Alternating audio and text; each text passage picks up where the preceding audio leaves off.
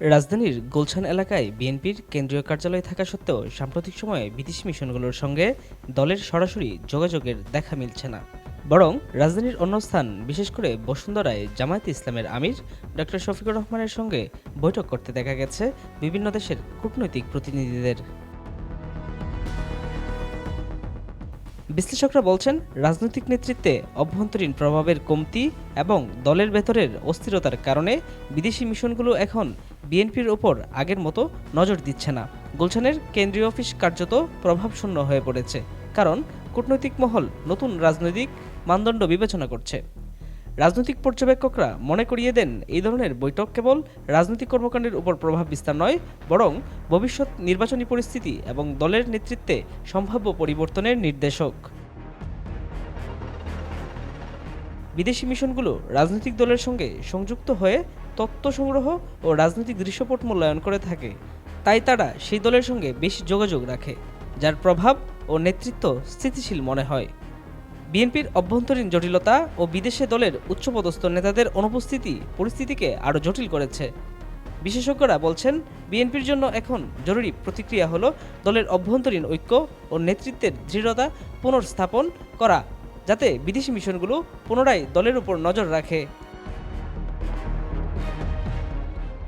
দেশের রাজনীতিতে জামায়াতের কেন্দ্রীয় কার্যালয়ে সাম্প্রতিক সপ্তাহগুলোতে আন্তর্জাতিক প্রতিনিধি ও কূটনৈতিক বৈঠকের ধারাবাহিকতা লক্ষ্য করা গেছে।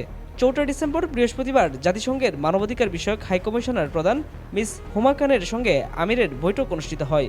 একই দিনে যুক্তরাষ্ট্রভিত্তিক ইন্টারন্যাশনাল রিপাবলিকান ইনস্টিটিউট IRI এর প্রতিনিধি দলের সঙ্গে বৈঠকও অনুষ্ঠিত হয়।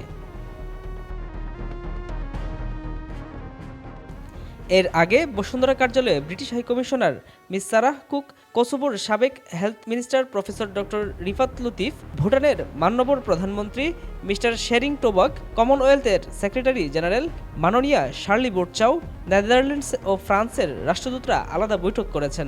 বিশ্বব্যাংকের আঞ্চলিক পরিচালক এবং IMF এর প্রতিনিধি দলের সঙ্গে বৈঠকও অনুষ্ঠিত হয়েছে।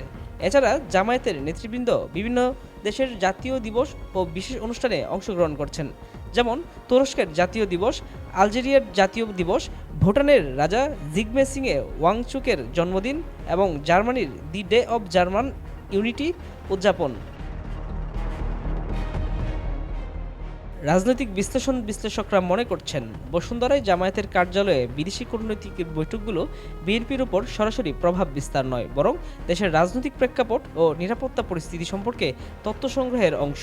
তবে এর প্রভাব ভবিষ্যৎ রাজনৈতিক স্থিতিশীলতায় ও দলের অবস্থান নির্ধারণেও গুরুত্বপূর্ণ।